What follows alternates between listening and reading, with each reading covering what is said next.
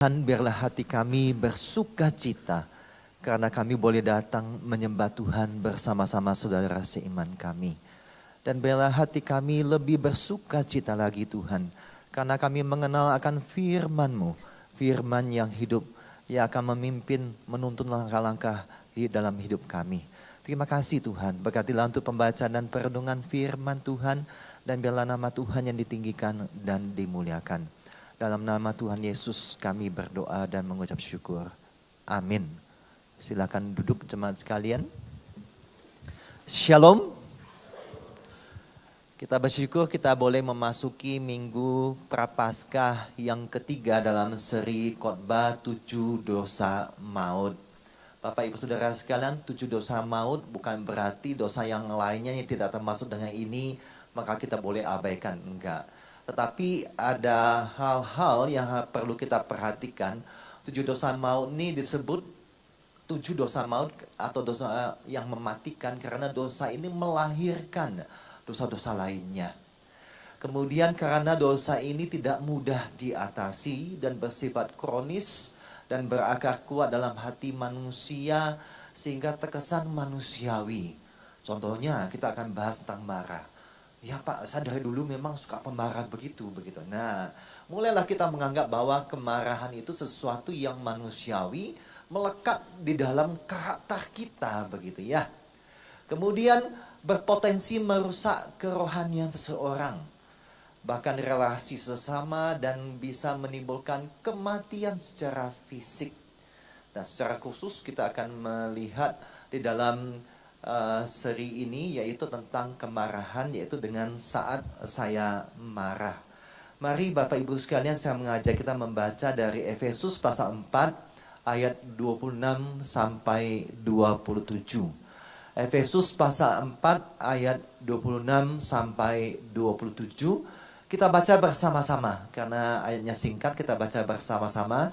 2, 3. Apabila kamu menjadi marah, janganlah berbuat dosa. Janganlah matahari terbenam sebelum padam amarahmu, dan janganlah beri kesempatan kepada iblis. Demikian pembacaan firman Tuhan. Berbahagia setiap kita yang membaca, merenungkannya, dan melakukannya di dalam hidup kita. Bapak Ibu jemaat yang dikasihi oleh Tuhan, sebuah true story tentang seorang nabi di Amerika Serikat.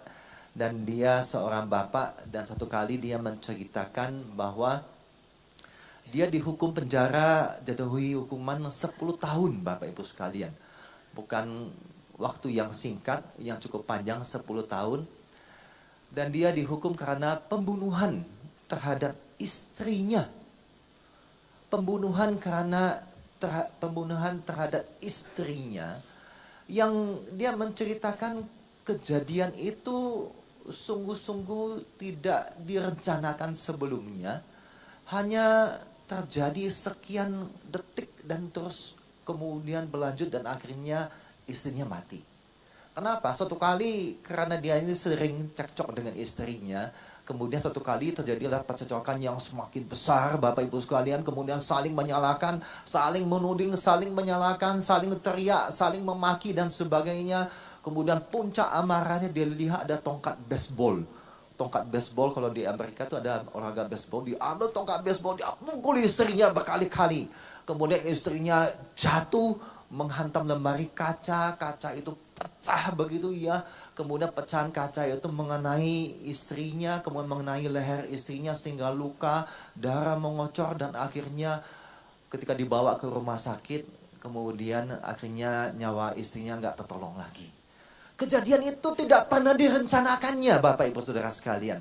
Tidak pernah direncanakannya dan diawali dari pertengkaran yang sangat hebat. Dan kemudian akhirnya kematian dari istrinya. Dan kemudian pria ini harus mendekam di penjara dan diputuskan 10 tahun penjara.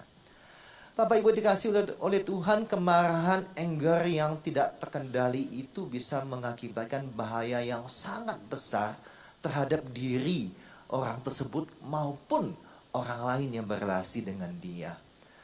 Seorang ibu negara, Eleanor Roosevelt, mantan presiden Amerika Serikat, ini ibu negaranya mengatakan bahwa anger itu is only one letter short of danger.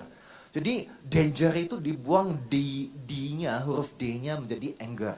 Jadi anger itu sangat dekat sekali. Dan jaraknya itu hanya satu huruf dengan yang namanya danger. Jadi anger, kemarahan itu sangat dekat sekali dengan bahaya. Dan bahaya itu begitu mengintai hidup manusia ketika anger itu terjadi di dalam manusia. Sepanjang Alkitab kita juga bisa melihat kisah-kisah dari Kejadian pasal 4 ketika Kain membunuh Habel. Kalau minggu lalu kita bahas tentang iri hati. Kain kemudian memandang adiknya, persembahan adiknya kok bisa diterima oleh Tuhan. Persembahan dia kok nggak diterima oleh Tuhan. Kemudian hatinya panas, mukanya muram, dia kesal, dia marah.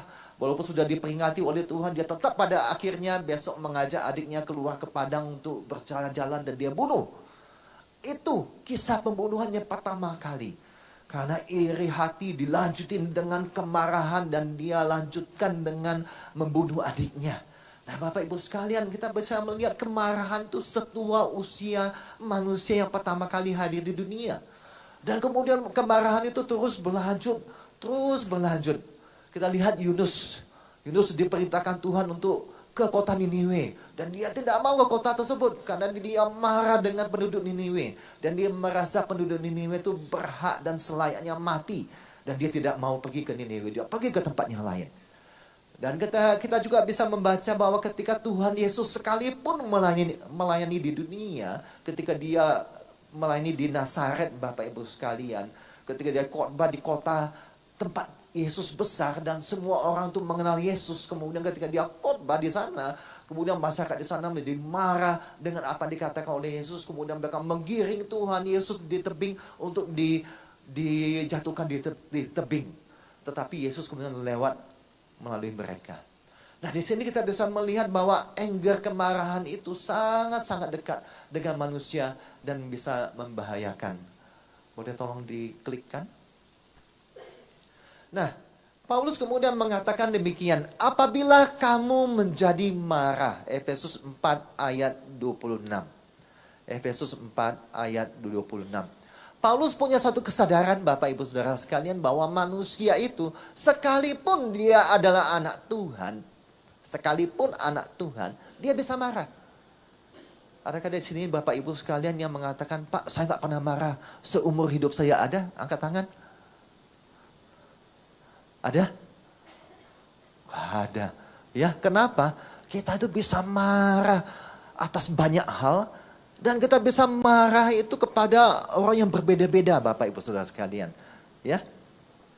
Paulus mengatakan apabila kamu menjadi marah. Dalam arti kata, Paulus menyadari bahwa kita manusia itu berpotensi dan sangat berpotensi untuk menjadi marah. Paulus bukan berkata, kamu gak boleh marah ya? Enggak. Kenapa? Karena kemarahan itu bisa terjadi kepada siapapun. Ataupun Paulus tidak mengatakan kalau begitu kamu marah-marah sajalah begitu ya. Enggak begitu. Ya. Paulus mengatakan apabila kamu menjadi marah. Paulus punya satu kesadaran bahwa setiap orang tanpa terkecuali termasuk anak-anak Tuhan itu berpotensi untuk marah di dalam hidupnya. Dan kita bisa melihat di dalam Alkitab kita bisa membagi dua, yaitu marah yang dibenarkan dan marah yang tidak benar, saudara sekalian. Marah yang dibenarkan contohnya ketika Yesus kemudian datang ke bait Allah, kemudian melihat pedagang-pedagang binatang-binatang penukar uang. Yesus kemudian menjadi marah, menunggang balikkan meja penukar uang, mengusir para pedagang itu dari halaman bait Allah tersebut. Kenapa? Karena di sana terjadi ketidakadilan dan tidak sesuai dengan fungsi tempat ibadah. Tempat ibadah, tempat orang datang kepada Tuhan. Halaman di mana para pedagang itu berjualan sebenarnya adalah halaman untuk orang non-Yahudi untuk datang beribadah kepada di bait Allah tersebut. Sekarang malah disalahgunakan. Digunakan untuk menjual binatang-binatang, menukar uang untuk keperluan pengorbanan di bait Allah. Maka Yesus menjadi marah dan melakukan menunggang-balikan semuanya itu. Itu marah yang benar Bapak Ibu sekalian. Jadi marah yang benar itu, marah yang dapat dibenarkan adalah ketika seseorang melihat ketidakadilan terjadi, maka dia bisa menjadi marah. Justru kalau terjadi ketidakadilan di depan mata kemudian dibiarkan begitu saja. Maka Thomas Aquinas mengatakan, kalau kamu melihat ketidakbenaran itu terjadi di depan mata dan kamu tidak menjadi marah, kamu dipertanyakan apakah benar murid Kristus atau enggak begitu. Nah, Bapak Ibu Saudara sekalian, ada marah yang dapat dibenarkan, ada marah yang tidak dapat dibenarkan. Marah yang tidak dapat dibenarkan, pada akhirnya kemarahan itu kembali kepada ego kita, kembali ke self-centered kita. Itu wujud dari dosa tersebut. Nah, Bapak Ibu Saudara sekalian, kalau seseorang menyinggung harga diri kita, kita menjadi marah, kemudian kita balas dengan memaki-maki dia. Nah, itu tentu nggak bisa dapat dibenarkan. Karena itu kembali pada harga diri kita, kembali ke egonya kita. Nah, Bapak Ibu yang dikasihi oleh Tuhan, Paulus kemudian melanjutkan, apabila kamu menjadi marah, pertama, jangan berbuat dosa. Jadi karena Paulus menyadari bahwa setiap orang termasuk anak Tuhan berpotensi untuk menjadi marah, makanya Paulus kemudian mengatakan, dia memberikan satu rambu-rambu warning, jangan berbuat dosa.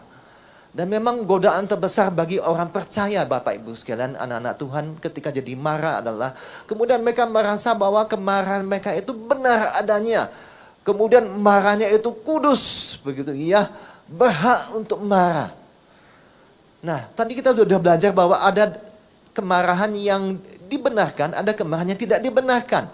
Tetapi memang ironisnya antara kemarahan dibenarkan dengan tidak dibenarkan itu beda tipis, Bapak Ibu sekalian. Nah, masalahnya adalah natur keberdosaan kita sebagai manusia berdosa seringkali itu bergesernya dengan cepat.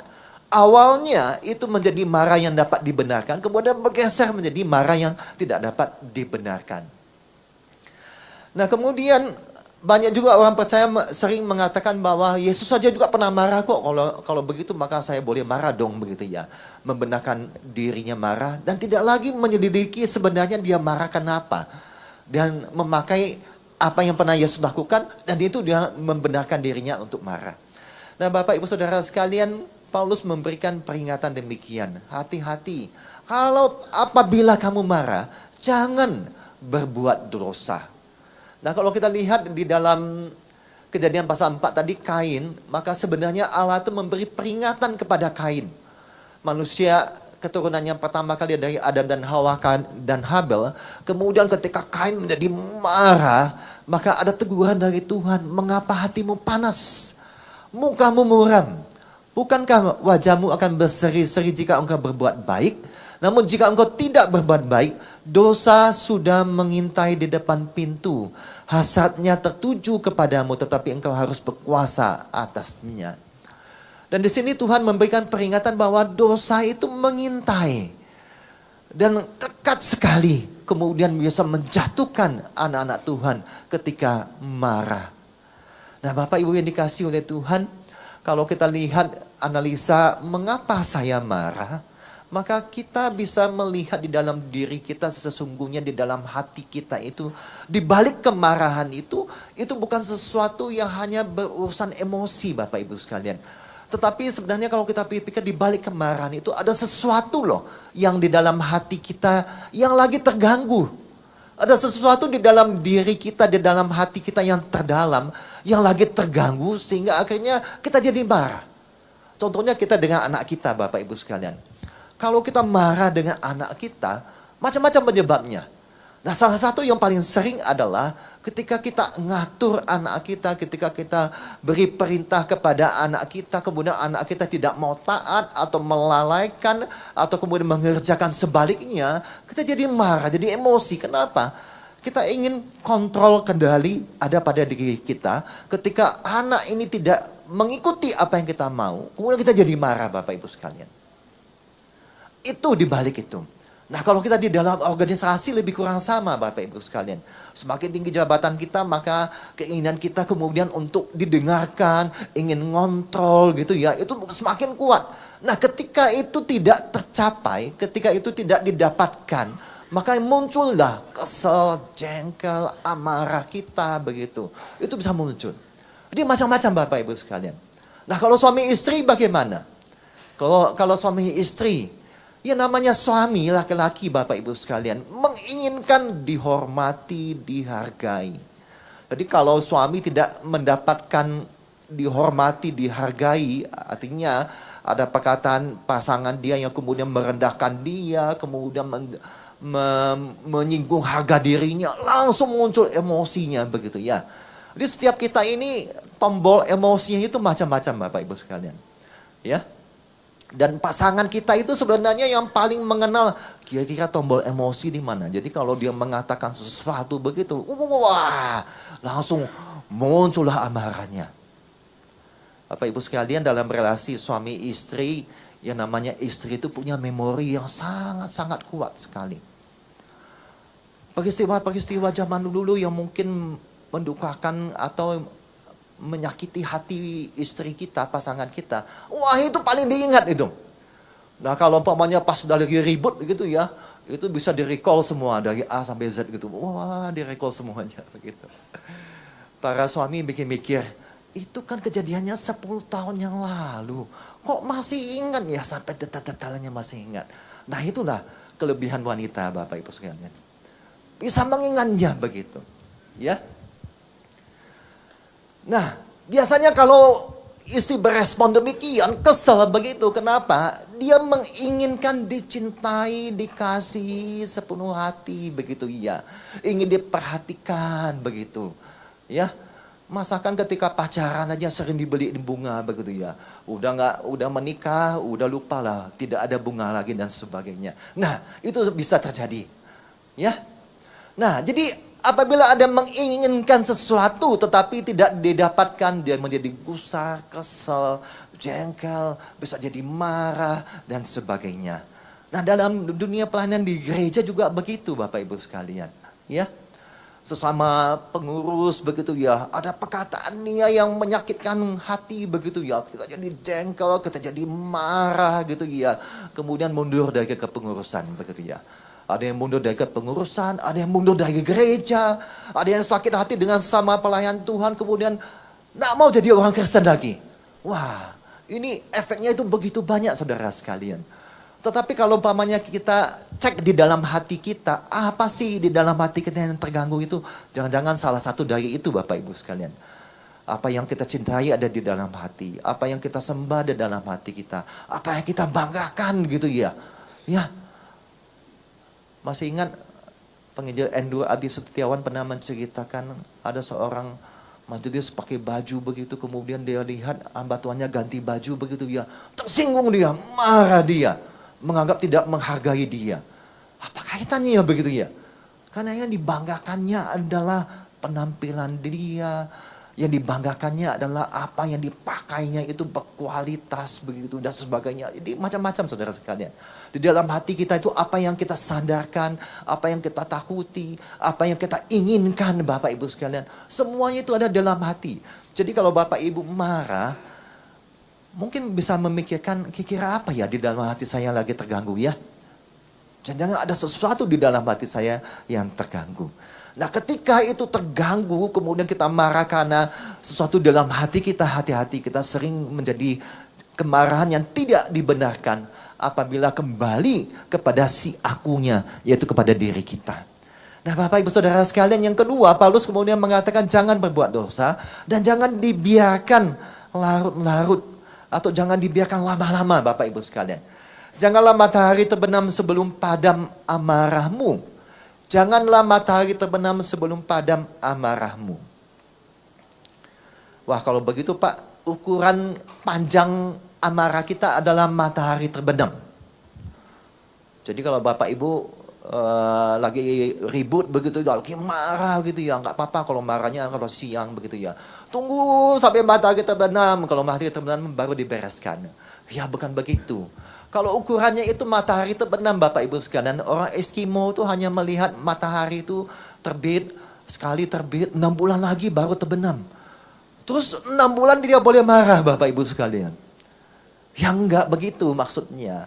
Paulus ingin mengajarkan kepada kita, selesaikan dengan segera. Selesaikan dengan segera. Jangan dipendam lama-lama, singkat begitu ya.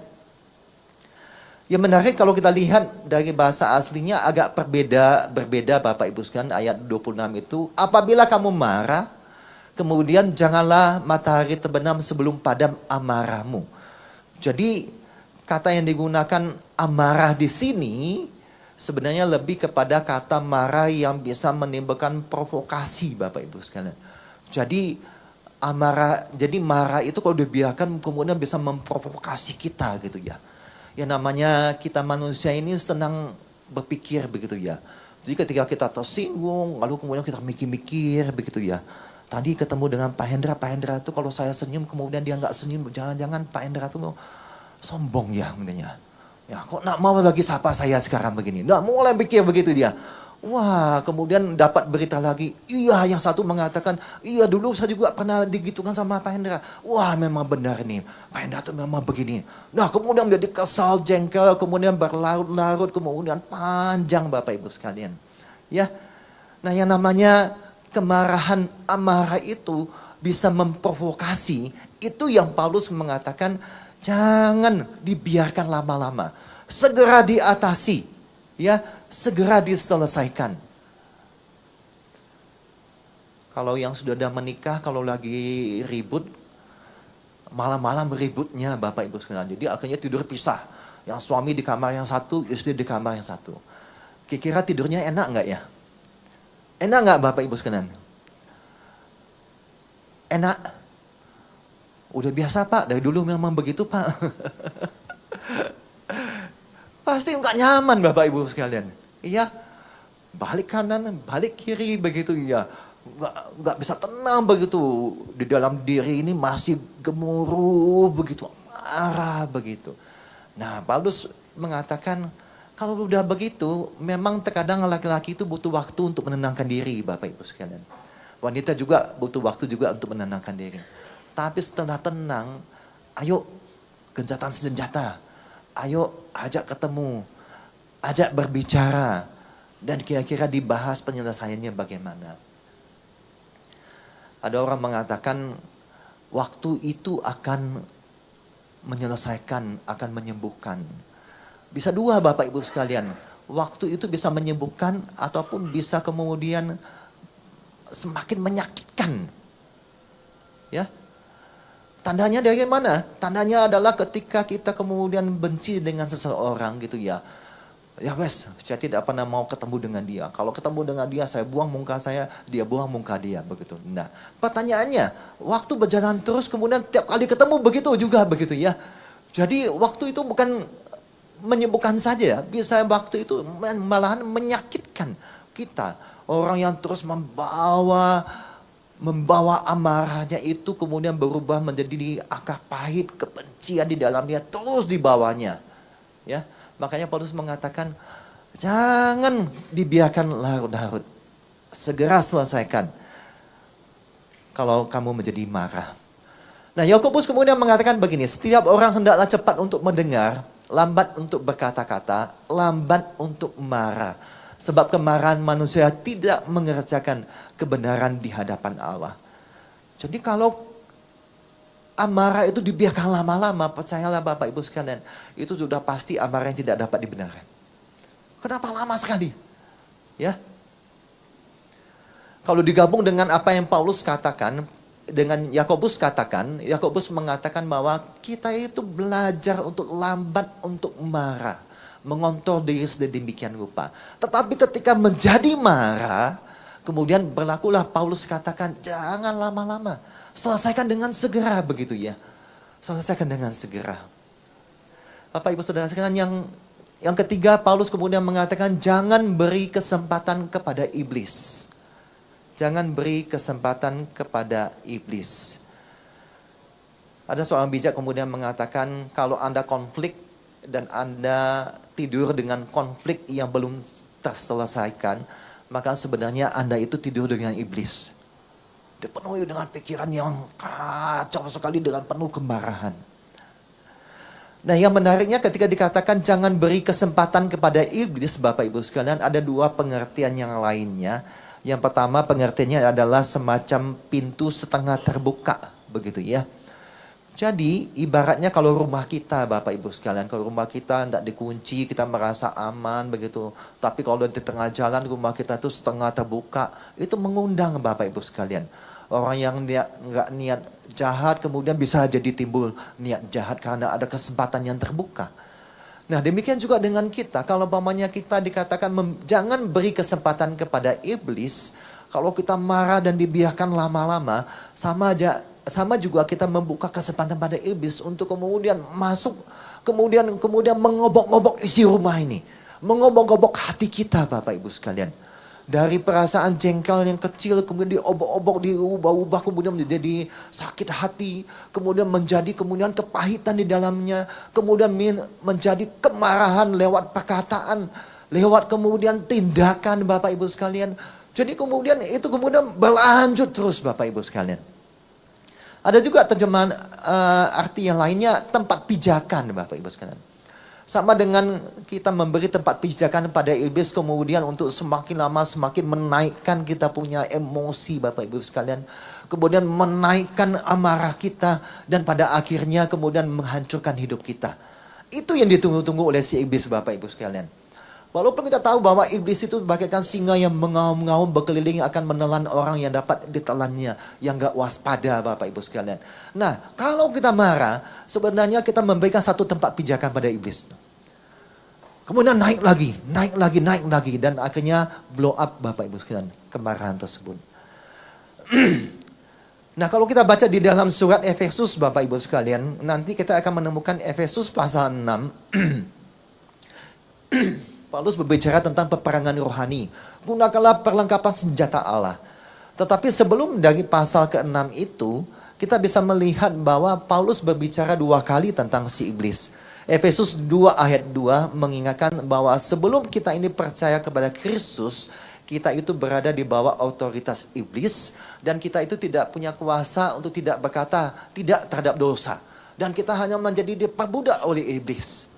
Nah setelah Efesus pasal 4 ayat 25 sampai 5 ayat 2, Paulus kemudian menuliskan bukan saja masalah marah, masalah juga ada masalah mencuri, dusta, kemudian perkataan kotor dan sebagainya. Karena Paulus ingin mengingatkan jemaat di Efesus pada waktu itu bahwa yang namanya iblis itu tidak senang apabila ada manusia yang menjadi Kristen atau orang jadi percaya. Nah setelah jadi percaya, iblis itu juga tidak senang kalau orang itu hidup seperti yang Tuhan inginkan. Enggak.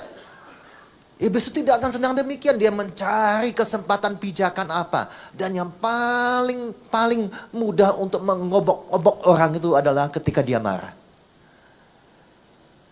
Dan di dalam kehidupan berjemaat Bapak Ibu sekalian, Paulus mengingatkan bahwa relasi antar jemaat itu menjadi rusak satu dengan yang lain. Pijakannya bisa jadi marah. Contohnya apa?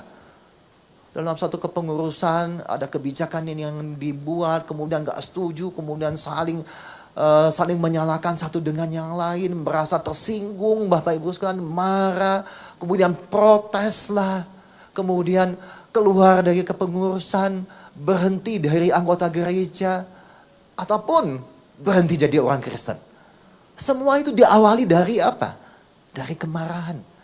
Karena beda pendapat, beda kebijakan dan sebagainya. Dan Paulus kemudian mengatakan hati-hati, iblis paling suka dengan demikian. Jadi Bapak Ibu sekalian dalam kehidupan kita sebagai jemaat, mari kita sama-sama budayakan. Kalau umpama ada lihat saudara seiman kita lagi marah, kita tanya, kamu lagi marah tau? Oh enggak begitu ya. Kira-kira marahnya kenapa begitu ya? Kita mencoba berinisiatif kemudian untuk menyelesaikan amarah tersebut. Kita datangi begitu ya. Nah kemudian Paulus kemudian menutup dengan obatnya. Obat dari kemarahan itu Efesus 4 ayat 32. Paulus kemudian mengatakan, hendaklah kamu ramah seorang terhadap yang lain, penuh kasih mesra dan saling mengampuni. Sebagaimana Allah di dalam Kristus telah mengampuni kamu. Paulus menutupnya dengan mengatakan, ayo sebagai kehidupan berjemaat, belajar saling mengampuni. Jangan menuntut orang mengampuni kita, kita tidak mau mengampuni orang lain. Tetapi Paulus kemudian mengatakan, belajarlah untuk saling mengampuni. Karena kalau kita tidak belajar saling mengampuni, maka di sanalah pijakan yang paling empuk yang iblis akan gunakan untuk mengacaukan kehidupan bergereja, dimanapun gereja itu. Tetapi kita juga menyadari Bapak Ibu sekalian, kita ini manusia udah belajar untuk mengampuni, kadang bisa mengampuni, kadang nggak mengampuni. Kenapa? Karena kita nggak bisa kemudian mengampuni berdasarkan kekuatan kita sendiri. Makanya Paulus mengatakan, sebagaimana Allah di dalam Kristus telah mengampuni kamu. Jadi acuan kita, standar kita dalam mengampuni adalah sebagaimana Kristus telah mengampuni kita. Kekuatan kita di dalam mengampuni adalah sebagaimana Kristus yang telah begitu kuasanya untuk mengampuni kita. Itu acuan kita Bapak Ibu sekalian. Kadang kita nggak berdaya, tetapi percayalah bahwa kuasa dari Kristus akan memampukan kita melakukan hal tersebut. Nah Bapak Ibu Saudara sekalian, ingat bahwa Injil yang menyelamatkan. Di masa lalu kita, maka Injil itu menyelamatkan kita dari penalty of sin, dari hukuman dosa. Kita dari status orang yang dimukai Allah dipindahkan menjadi statusnya menjadi anak Allah. Nah ketika kita hidup zaman sekarang saat ini Bapak Ibu sekalian, maka Injil itu dalam masa sekarang itu akan menyelamatkan kita dari kuasa dosa. Kita diberikan kuasa oleh Tuhan untuk mengatakan tidak terhadap kemarahan tersebut, yang tidak benar tersebut. Itulah karya Injil Kristus. Maka kita selalu memandang kepada karya pengampunan Kristus yang akan memampukan kita untuk mengatasi kemarahan kita. Nah Bapak Ibu Saudara sekalian, saya menutup dengan kisah seorang William Willimon. Satu kali seorang pendeta, dia berkunjung, dia pelayanan di sebuah kota di Irlandia. Dia bertemu dengan seorang janda. Nah ketika dia berkomunikasi dengan janda tersebut Bapak Ibu sekalian, kemudian pendeta ini menanyakan, suamimu mana? Suamiku sudah terbunuh, sudah mati. Terbunuh 10 tahun yang lalu katanya. 10 tahun lalu suamiku terbunuh katanya. Kemudian perempuan ini menceritakan, janda ini menceritakan begini. Hari itu, hari suaminya terbunuh itu, dia menyaksikan dengan mata kepalanya sendiri. Ketika itu suaminya sebagai sipir penjara, kepala sipir akan berangkat kerja begitu ya. Kemudian sudah pelukan, mau pergi kerja. Kemudian anaknya juga datang begitu, bye-bye papa. Kemudian gitu ya. Ketika kemudian suaminya keluar dari rumah, masuk di mobil, tiba-tiba datang 2 orang. Kemudian langsung dengan senapan, kemudian menembaki dengan brutal. Tembak suaminya, suami mati di tempat. Tembak dia dan anaknya, langsung mereka tunduk gitu ya. Walaupun mereka luka, tapi mereka berhasil selamat. Nah pertanyaannya begini. Kemudian pendeta ini bertanya, bagaimana kamu bisa menjalani hari-hari kamu sampai saat ini? Wanita ini walaupun janda masih setia Bapak Ibu sekalian, pelayanan terhadap kaum-kaum yang tidak mampu di kota itu. Di kota itu banyak kaum-kaum yang nggak mampu, dia dengan masih setia melayani begitu ya. Masih setia melayani sampai saat ini. Sampai akhirnya pendeta itu bertanya, kenapa kamu bisa melakukan demikian? Dan dia mengatakan begini katanya begitu. Aku berdiri di samping mayat suamiku sambil mengucapkan doa Bapa kami. Jadi ketika suaminya itu mati, setelah orang itu pergi, dan dia mengucapkan doa Bapa kami, dan ketika dia mengucapkan tentang sampai kalimat ampunilah mereka seperti kami juga mengampuni orang yang bersalah kepada kami. Dan ketika dia mengatakan kalimat tersebut dan dia mengatakan, Tuhan, Engkau sudah mengampuni begitu banyak dosaku. Dan tentu Engkau memintaku juga mengampuni orang lain, tapi ini di depan mataku sendiri orang yang melakukan demikian. Namun aku belajar taat kepadamu ya Tuhan. Namun dia berkata, Engkau ya Tuhan harus menolongku setiap hari agar tidak dihancurkan oleh kemarahan. Itu dilakukannya Bapak Ibu sekalian. Jadi setiap hari dia berdoa kepada Tuhan. Ketika dia bangun pagi dia berdoa, Tuhan tolong Tuhan. Apa yang Engkau ingin lakukan terhadap penembak suamiku silahkan. Tetapi aku mau mengampuni dia. Tetapi sekali lagi aku mohon tolong Tuhan. Agar kemarahan itu tidak menghancurkan hidupku. Dan dia berdoa setiap hari, dia berdoa setiap hari. Dan itulah yang memampukan dia untuk mengatasi kemarahan tersebut. Bapak Ibu Saudara sekalian, biarlah kisah ini merefleksikan kepada kita, bisa berefleksi. Mungkin ada kemarahan yang kita simpan di dalam hati kita. Apakah terhadap keluarga kita, apakah terhadap rekan sepelayanan kita yang belum kita selesaikan. Mari kita berdoa kepada Tuhan supaya Tuhan tolong kita, supaya kita mau belajar mengampuni orang tersebut. Kita minta supaya Tuhan tidak membiarkan kemarahan itu menghancurkan diri kita. Mari kita belajar taat kepada firman Tuhan. Kita belajar untuk saling mengampuni. Bersandarlah pada kuasa dan kekuatan dari Tuhan. Bapak Ibu Saudara sekalian, sebentar lagi kita akan mengikuti sakramen perjamuan kudus. Kita tahu bahwa sakramen perjamuan kudus juga adalah sarana anugerah untuk memulihkan kita, Bapak Ibu sekalian. Untuk menyembuhkan luka-luka di dalam hati kita. Dan bila kuasa dari Tuhan, kehadiran dari Tuhan, itu bisa menolong kita untuk memberikan pengampunan kepada orang yang pernah melukai kita, yang menimbulkan amarah di dalam diri kita.